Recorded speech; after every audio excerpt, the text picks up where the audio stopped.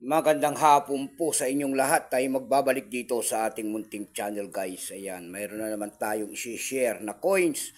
Kung magkano na ang kanyang bintahan po sa ating mga online selling. Isa naman tayong kolektor. Ayan. Magandang hapon po sa inyong lahat. Lalo-lalo na ang ating mga tropa dyan sa speed. Ayan, ang aking partner. Ayan. Ayan, tsaka sa Munsay po, lahat po ng mga ating mga construction site ng Cervantes. Ayan, magandang hapon po sa inyong lahat. Ayan. Mayroon tayong pag-usapang barya guys. Tignan natin ito kung magkano ng kanyang bintahan po. Ayan. Year 1990 po ni Marcelo H. Del Pilar. Ayan, nakaharap po sa kaliwang bahagi ang kanyang muka, hindi malapit sa kanyang baba ang kanyang pangalan. Ayan, Marcelo H. Del Pilar. Ayan po. In the Republika ng Pilipinas. Pagkatalikod naman natin guys, ayan, makikita nyo po ang imahe po ng isang agila. Ayan. Nakabukang pakpak po ng isang agila and then 50 centimos po. Ayan. Ayan. Yung kung tawagin ng agila na yan, yan po ay monkey eating eagle po. Pero ang scientific name po niyan ay Pictopaga jeffreys. Ayan.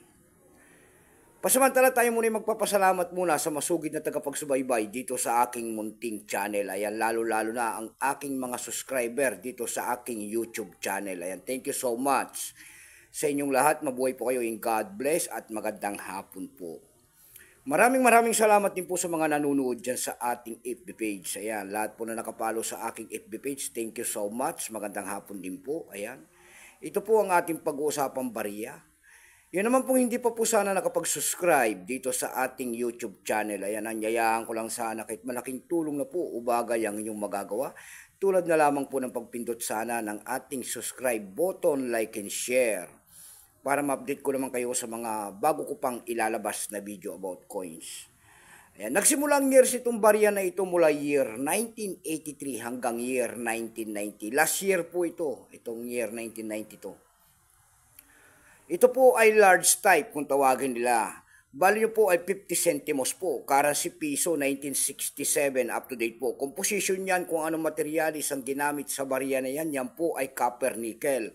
May bigat lamang itong 6 grams. May haba naman itong 25 mm.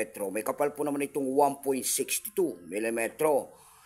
Ayan, orientation, syempre medal alignment. Number NDAS2461. Reference number KM-242.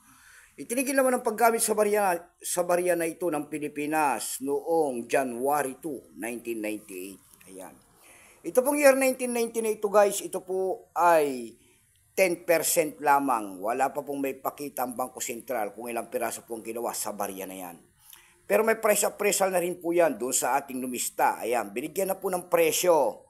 Yung kanyang verify po kung tawagin nila ay nagkakahalaga yan ng 44 pesos. Yung extra fine po naman ay 44 din. Ayan, dako tayo sa kanyang price guys. Doon sa ating ebay.com. Ayan, bintahan ng coins, pandaigdigan. Ayan, baka makapasok kayo doon. Pwede kayo magbenta ng coins. Ayan, mag-sign up lang yata kayo doon. Sa ebay.com guys, meron tayo nakita nagbebenta nito doon ng $9.59. Ayan, nasundan po yan ng $5. Meron naman pinakamababa doon na bintahan nito na $3.59. Dako naman tayo sa Carousel PH kung tawagin nila dito sa Pilipinas po. Ayan, platform din po na bintahan ng coins, Carousel PH. Sa Carousel PH naman po guys, meron tayo nakita nagbebenta po nito ng 100 pesos. Nasundan po yan ng 45 pesos.